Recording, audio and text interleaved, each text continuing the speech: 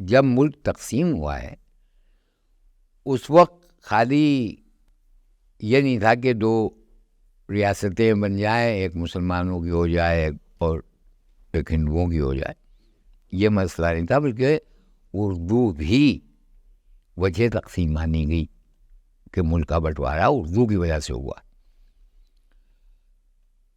اب یہ کہ اس وقت آپ جس وقت کہ نیا نیا پارٹیشن ہوا تھا اس وقت آپ الف بھی نہیں کہہ سکتے تھے، اس لیے کہ اگر آپ نے الف بھی کہا تو لوگوں نے کہا صاحب آپ نے اردو کے لیے ایک نیا اسکول کھول لیا ہے، آپ اپنی ساری اردو اٹھائیے اور آپ پاکستان چلے جائیے.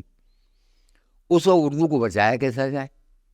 تو اس وقت ایک طریقہ ہمارے دانشوروں نے، ہمارے باشعور لوگوں نے، ہمارے ادیبوں نے، ہمارے شاعروں نے یہ سوچا کہ اردو کو ذہن اور زبان پر تو باقی رکھا جائے، اور جب حالات ٹھیک ہوں گے اور درست ہوں گے، جیسے آج کل سب ٹھیک ہو رہا ہے، سب کیا پاکستان کیا ہندوستان یہ سب ٹھیک ہو رہا ہے، تو اردو کو مواقع مل رہے ہیں، ہر صوبے میں اردو اکیڈمیاں ہیں، یہ ہے وہ ہے، اردو کے مفت کلاسز لائے جا رہے ہیں، یہ ہو رہا ہے وہ ہو رہا ہے.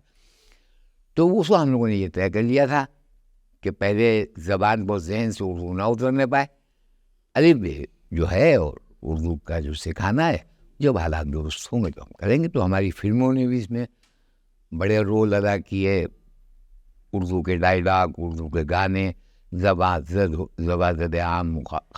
عام و خاص تھے، ہر آدمی گاتا پھر رہا تھا، جو رکشہ والا گا رہا ہے وہی کیا کہتے ہیں کہ گھروں میں گائے جا رہے ہیں، وہی سنے جا رہے ہیں. تو اردو جو تھی وہ آدمی سے کٹی نہیں، اور ہم نے اردو کو کٹنے نہیں دیا. اب یہ نوبت آ گئی ہے کہ اسکول نئے نئے کھل رہے ہیں اردو کے، اور جس میں اردو کی تعلیم ہو رہی ہے، اردو پڑھائی جا رہی. تو میرے خیال میں، یہ میرا اپنا ذاتی خیال ہے کہ سن 47 سے کہیں زیادہ اردو جو ہے وہ اب ہے. کیا اس زمانے میں اتنی بھیڑیں ہوتی تھیں مشاعروں میں؟ نشست ٹائپ مشاعرے ہوتے تھے جس میں 200 400 500 آدمی ہوتے تھے، مشاعرہ ہو جاتا. آج ایسا لگتا ہے کہ مشاعرہ نہیں ہے، میلہ ہے، اور اس میں سننے والے جو ہیں وہ بلا تفریق مذہب و ملت شرکت کر رہے ہیں. ہندو بھی اردو کو اتنا ہی پسند کرتے ہیں، مسلمان بھی اتنا ہی پسند کرتے ہیں، عیسائی بھی اتنا ہی پسند کرتے ہیں.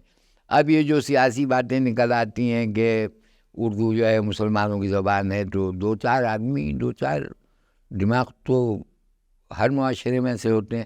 جب یہ بات کہی تو گئی تھی، جو سب سے پہلے شعر میں نے کہا تھا، قطع میں نے کہا تھا کہ کیوں ہمارے خون کو پانی کیے دیتے ہیں آپ، دوستوں کو دشمن جانی کیے دیتے ہیں آپ، وہ زبان جو ہے فراق و شاد و شنکر کی زبان، اس زبان کی کیوں مسلمانی کیے دیتے ہیں آپ.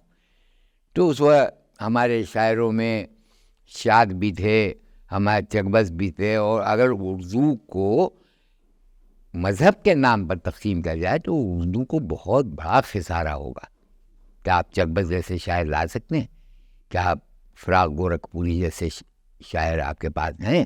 کیا آپ پنجاب جائیں، آپ کہنے میں ہریانہ جائیں تو ایسا لگتا ہے کہ آپ کوئی پنجابی صوبے میں نہیں ہیں، مگر اردو بولنے والے قیامت کے شاعر، قیامت کے آزاد گلاٹی ہوں کہ ہمارے اور دوسرے لوگ ہوں، کم سے کم نہیں تو ایک ایک صوبے میں ہزار شاعر جن کو ہم استاد کہہ سکتے ہیں وہ موجود ہیں.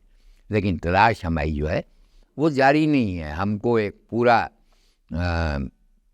خاکہ تیار کرنا پڑے گا کہ کس جگہ کہاں کہاں اردو شاعری ہے اور کون کون شاعر ہے. تو ایک اندازہ ہو جائے گا کہ آپ کو کتنے بھی شاعر ہیں، پنجاب میں کتنے ہیں، لدھیانہ میں کتنے ہیں، مدھیہ پردیش میں کتنے ہیں، اور یہاں تک کیا جہاں ہندی بولی ہی نہیں جاتی، مثلاً تمل ناڈو وغیرہ میں، اور کوئی زبان وہاں نہیں بولی جاتی، لیکن وہاں بھی اردو کے اخبار نکلتے ہیں، روزنامے نکلتے ہیں جن کی 1,60,000 اشاعت ہے. اس کا مطلب ہے کہ وہاں اردو پڑھی جا رہی، تبھی تو اخبار 1,60,000 نکل رہا ہے. پھر زبردست مشاعرے ہوتے ہیں، چاہے مدراس ہوتا ہے اور چکمنگلور ہو کے کوئی سا بھی وہ ادھر کے وہ مشاعرے ہوتے ہیں، اور شاندار مشاعرے ہوتے ہیں.